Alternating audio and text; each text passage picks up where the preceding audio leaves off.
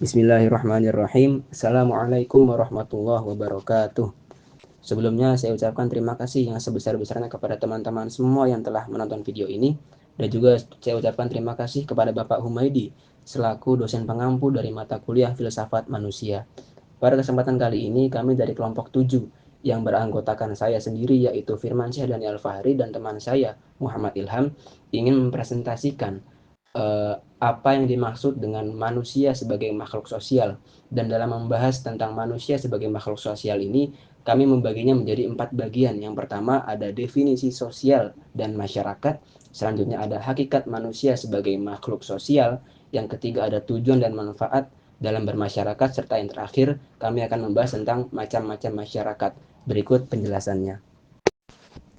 Baik, langsung saja kita masuk ke dalam bagian yang pertama, yaitu definisi sosial dan masyarakat. Kata sosial sendiri berasal dari bahasa Latin, yaitu socius, yang artinya teman atau kawan. Dari sini kita bisa memahami bahwa manusia secara kodrati memanglah memiliki kecenderungan untuk hidup bersama, bukan sendiri-sendiri ataupun masing-masing.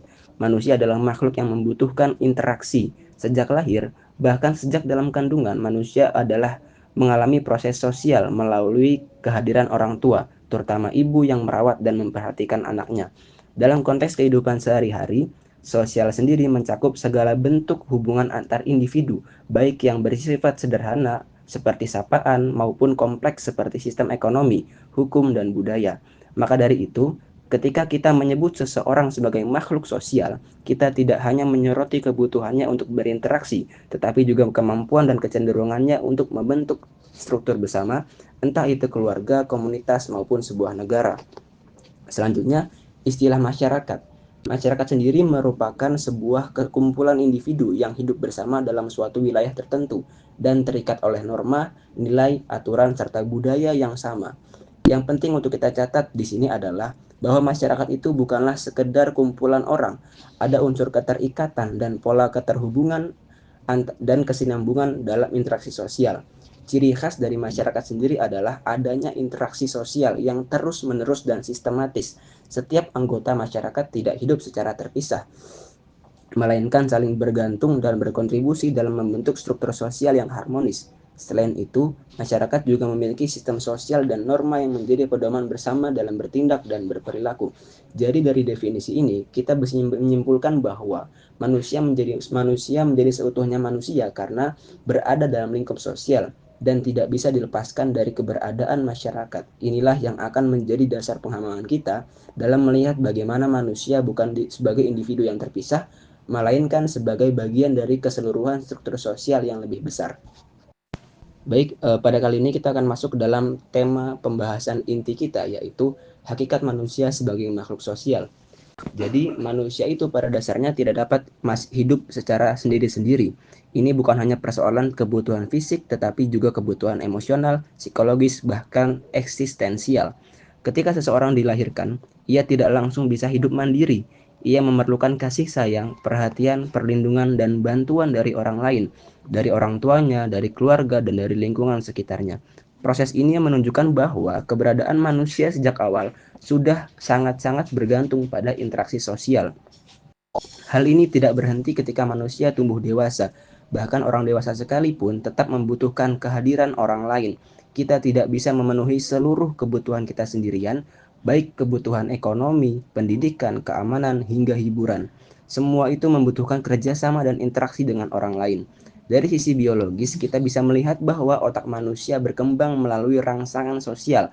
Anak-anak yang tumbuh tanpa interaksi sosial cenderung mengalami gangguan perkembangan. Dari sisi psikologis, manusia membutuhkan pengakuan, penerimaan, dan cinta dari orang lain. Dan dari sisi sosiologis, manusia berperan sebagai bagian dari struktur masyarakat yang lebih besar, baik sebagai anggota keluarga, warga negara, pekerja, pelajar, dan lain semacamnya. Dengan demikian, menjadi makhluk sosial bukanlah pilihan bagi manusia, melainkan hakikat itu tersendiri. Artinya, ini adalah bagian dari jati diri manusia yang paling dasar. Tanpa kehidupan sosial, eksistensi manusia akan kehilangan maknanya. Inilah yang membedakan manusia dari makhluk lain. Hewan mungkin bisa hidup berkelompok, tapi manusia menciptakan struktur sosial yang kompleks dengan aturan, etika, norma, dan budaya. Baik, terima kasih. Materi selanjutnya adalah manfaat dan tujuan bermasyarakat. Hidup bermasyarakat itu merupakan ciri khas manusia sebagai makhluk sosial. Karena tidak ada satupun manusia yang mampu hidup sepenuhnya sendiri tanpa bantuan dari orang lain gitu. Salah satu manfaat utama dari kehidupan bermasyarakat ini itu adalah terpenuhinya kebutuhan sehari-hari. Nah, dalam masyarakat, setiap individu itu saling bergantung dan dapat saling membantu untuk memenuhi kebutuhan pokoknya sehari-hari. Kebutuhan pokoknya sehari-hari itu seperti halnya makanan, tempat tinggal, pakaian, perlindungan. Nah, seperti halnya itu dalam kasus makanan, seorang petani itu menanam padi. Lalu hasil dari petani menanam padi itu dijual ke pedagang. Lalu pedagang menjual hasil panen itu dan pembelinya dari pedagang gitu. Yang mana dari pembeli itu memproses beras itu untuk dikonsumsi. Nah, semua proses ini itu terjadi karena adanya interaksi dan kerjasama dalam masyarakat. Selain daripada kebutuhan fisik, hidup bermasyarakat juga memberikan manfaat secara emosional dan psikologis. Karena manusia membutuhkan kasih sayang, perhatian, dan pengakuan juga dari orang lain. Dalam lingkungan masyarakat, seseorang bisa mendapatkan dukungan moral, nasihat, dan rasa aman yang sangat penting untuk kesehatan mentalnya dan perkembangan dirinya. Nah, ketika seseorang mendapat masalah atau menghadapi masalah, masyarakat di sekitarnya itu dapat memberikan bantuan gitu, baik secara langsung maupun tidak langsung, sehingga beban yang dirasakan itu terasa ringan. Jadi ketika kita menghadapi masalah, kita bisa curhat kepada orang lain ataupun orang lain bisa memberi solusi atau menawarkan pintu keluarnya atau membantu mencari jalan pintu keluarnya gitu loh. Sehingga masalah yang tadinya menjadi masalah tadinya berat menjadi beban sehingga masalahnya menjadi ringan gitu. Nah, selain daripada kebutuhan fisik juga, rasa aman dan nyaman juga merupakan manfaat besar dari kehidupan bermasyarakat ini. Dengan adanya aturan dan norma sosial yang disepakati bersama, masyarakat itu dapat menciptakan lingkungan yang aman, nyaman, tertib, dan damai gitu loh. Rasa saling percaya dan solidaritas antar warga ini, antar masyarakat ini, membuat setiap individu itu merasa terlindungi gitu loh, dari berbagai ancaman gitu loh. Baik dari dalam maupun dari luar lingkungan. Nah, tujuan dari bermasyarakat ini adalah mewujudkan kehidupan yang rukun dan harmonis. Yang mana dari mewujudkan kehidupan rukun yang harmonis ini itu melalui interaksi sosial, dimana tumbuh rasa kepedulian dan empati antar sesama manusia gitu.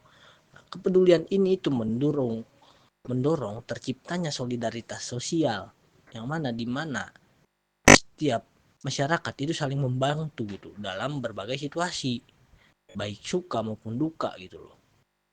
Selain itu, tujuan lain dari bermasyarakat juga itu membangun kerjasama dan semangat gotong royong. Nah, gotong royong itu merupakan salah satu nilai luhur gitu loh di dalam bangsa Indonesia ini, bangsa kita ini, yang menjadi kekuatan yang menyelesaikan berbagai masalah bersama-sama. Mulai dari pembangunan infrastruktur hingga penanganan bencana. Bahkan di dalam berdirinya Republik Indonesia itu juga tercipta karena hasil gotong royong dari para pemikir-pemikir atau pahlawan-pahlawan Indonesia gitu. Dengan demikian, hidup bermasyarakat ini itu tidak hanya memberikan manfaat secara individu, tetapi juga memperkuat ikatan sosial dan menciptakan kehidupan yang lebih baik dalam kehidupan bermasyarakat ini. Lalu, materi yang terakhir yaitu adalah macam-macam masyarakat. Seperti yang kita ketahui, masyarakat di dunia ini itu sangat beragam. Salah satu cara untuk memahami keragamannya itu adalah dengan cara membedakan masyarakat berdasarkan tingkat perkembangan sosial dan teknologinya. Nah, di sini kita itu membagi masyarakat menjadi dua bagian kelompok. Yang pertama yaitu masyarakat primitif dan masyarakat modern. Masyarakat primitif adalah kelompok manusia yang masih hidup dengan cara yang sangat sederhana gitu. mereka itu biasanya hidup dengan cara berpindah-pindah tempat tinggal atau dikenal dengan istilah nomaden. Selain itu juga mereka itu mengikuti ketersediaan sumber daya alam untuk bertahan hidup. Nah, kegiatan utama yang biasa dilakukan oleh masyarakat primitif ini itu seperti halnya berburu dan juga meramu itu. Masyarakat primitif ini itu memanfaatkan alam secara langsung tanpa bantuan teknologi canggih. Dan mereka juga sangat kebergantungan pada alam. Nah, sehingga pola hidup mereka itu sangat dipengaruhi oleh perubahan musim dan lingkungan sekitar. Nah, selain itu juga masyarakat primitif itu masih juga menggunakan teguh tradisi dan adat istiadat yang diwariskan secara turun-menurun. Nah, alat-alat yang digunakan pun juga masih sangat sederhana seperti dari batu, kayu, atau tulang. Di sisi lain, masyarakat modern itu adalah merupakan sekelompok manusia yang hidupnya sudah menetap di satu tempat dan memanfaatkan teknologi. Dalam kesimpulannya, sebagai makhluk sosial, manusia itu nggak dapat hidup sendiri dan selalu membutuhkan bantuan dari orang lain dalam kehidupannya. Nah, setiap individu itu membutuhkan interaksi gitu, baik untuk memenuhi kebutuhan fisik, emosional, maupun sosial gitu. Nah, kehidupan manusia itu berlangsung dalam masyarakat yang mana setiap individu itu saling berinteraksi dan terikat oleh aturan-aturan sosial yang telah disepakati bersama. Nah, aturan dan norma ini itu sangat penting untuk menjaga ketertiban, keamanan, dan kerukunan dalam kehidupan bermasyarakat. Nah, tujuan dari hidup bermasyarakat adalah untuk saling memenuhi kebutuhan, baik kebutuhan materi, seperti sandang pangan dan papan, maupun kebutuhan non-materi gitu loh. Nah, dengan hidup bermasyarakat, manusia itu dapat menciptakan kehidupan yang harmonis dan tertib gitu.